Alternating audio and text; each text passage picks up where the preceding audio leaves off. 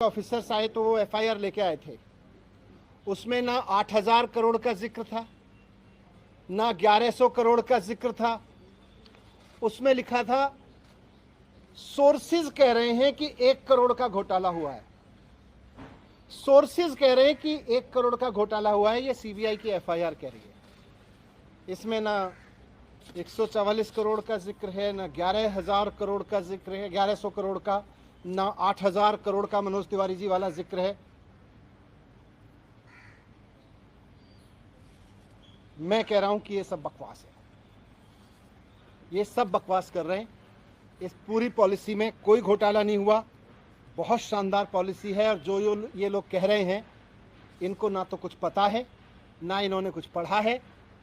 बस इनको तो कहीं से कोई स्क्रिप्ट जो दी जाती है ये उसको रटते हैं। मैं आज आपको बताता हूं कि इस पूरे शोर शराबे के पीछे असली कहानी क्या है, इसका सच क्या है। सच ये है कि मुद्दा शराब का घोटाला है ही नहीं। इनको शराब के किसी घोटाले की चिंता नहीं है, इनको घोटाले की चिंता नहीं है। अगर इनको शराब के घोटाले की चिंता होती तो गुजरात में हर साल 10,000 करोड़ रुपए की एक्साइज चोरी होती है। अगर शराब की एक्साइज की चोरी की अगर चिंता इनको होती, एक्साइज के घोटाले की इनको चिंता होती, तो आज ये सीबीआई का पूरा हेडक्वार्टर गुजरात में शिफ्ट करा देते 10,000 करोड़ का घोटाला रोकने के लिए। और यही लोग करवा रहे हैं, जो लोग सीबीआई को इंस्ट्रक्शंस दे रहे हैं ना, यही लोग गुजरात में 10,000 करोड़ रुपए की एक्साइज की चोरी कर रहे हैं। लेकिन इनको घोटाले की चिंता नहीं है।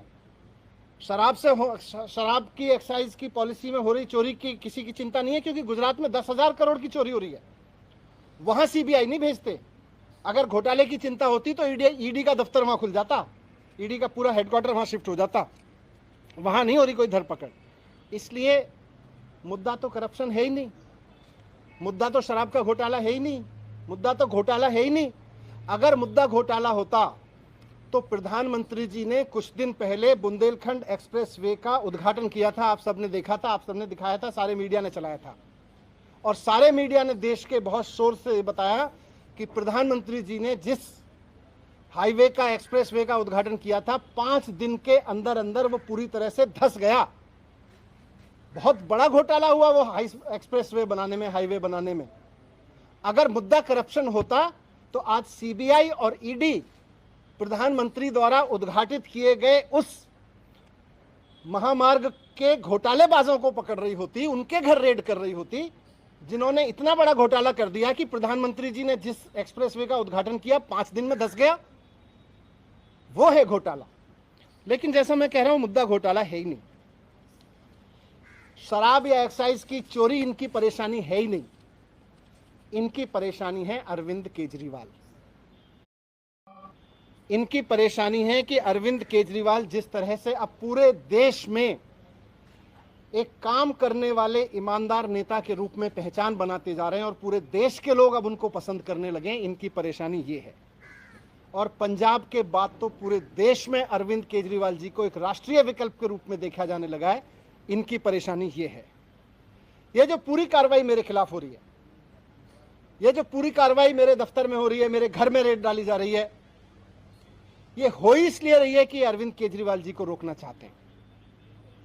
ये अरविंद केजरीवाल जी को रोकने की जो साजिश रची जा रही है उसी स्क्रिप्ट का हिस्सा है।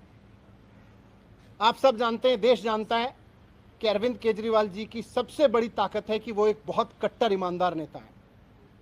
अरविंद केजरीवाल जी की दूसरी सबसे बड़ी ताकत है कि उनको काम करना और काम करवाना आता है। उनको दिल्ली का एजुकेशन ठीक करके उन्होंने दिखा दिया कि एजुकेशन कैसे ठीक होता है। उन्होंने हेल्थ ठीक करके दिखा दिया कि हेल्थ सिस्टम कैसे ठीक होता है। आज दुनिया भर में मैंने दिखाया आपको, आज अरविंद केजरीवाल जी की वजह से दुनिया भर में भारत का नाम रोशन हो रहा है। इसलिए आज ये इत्तेफाक नहीं है कि हेल्थ और एजुकेशन पर दुनिया भर में भारत का नाम रोशन करने वाले अरविंद केजरीवाल जी के हेल्थ मिनिस्टर के यहाँ छापे डाले जा रहे हैं, उनको जेल में डाला जा रहा है।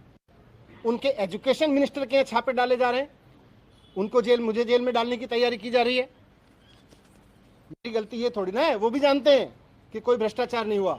इनको पता है कि कोई भ्रष्टाचार नहीं हुआ, इसीलिए उल जलूल बके जाते हैं। इनको मैंने भ्रष्टाचार नहीं किया, मैंने सिर्फ इतना किया है कि अरविंद केजरीवाल जी का एजुकेशन मिनिस्टर हूं मैं, इसलिए ये कर रहे हैं, इसलिए ये साजिश रची जा रही है। इन्होंने पहले अरविंद केजरीवाल जी के हेल्थ मिनिस्टर को गिरफ्तार किया, फिर कल मेरे यहां रेड डाल दी, अब 2-4 दिन में मुझको भी गिरफ्तार कर लेंगे। तो हेल्थ और एजुकेशन मॉडल जो है अरविंद केजरीवाल जी का, इनका मकसद है कि उसको रोका जाए। मैं कहना चाहता हूं कि देश के प्रधानमंत्री नरेंद्र मोदी जी को पूरे देश ने इतना बड़ा जनमत दिया है, ये शोभा नहीं देता प्रधानमंत्री जी को, नरेंद्र मोदी जी को ये शोभा नहीं देता कि वो इस तरह की छोटी छोटी सोच रखते हैं कि कोई आदमी काम करे तो उसके हेल्थ के काम को रोक लो, एजुकेशन मिनिस्टर को जेल में डालो, हेल्थ मिनिस्टर को जेल में डालो, क्योंकि वो अच्छा काम कर रहे हैं, क्योंकि सारी दुनिया में तारीफ हो रही है। अरविंद केजरीवाल जी में और नरेंद्र मोदी जी में मैं आज रखना चाहता हूं आपके सामने कि अरविंद केजरीवाल जी और नरेंद्र मोदी जी में यही फर्क है। केजरीवाल जी को अगर कोई अच्छा काम करते हुए दिखता है तो केजरीवाल जी उसकी प्रशंसा करते हैं, उससे प्रेरणा लेते हैं, उसकी तारीफ करके उसका हौसला बढ़ाते हैं और खुद उससे सीख के खुद करना चाहते हैं। मोदी जी का रुख यह है कि उनको अगर कोई अच्छा काम करता हुआ दिखता है तो वो उसके काम को रोकना चाहते हैं।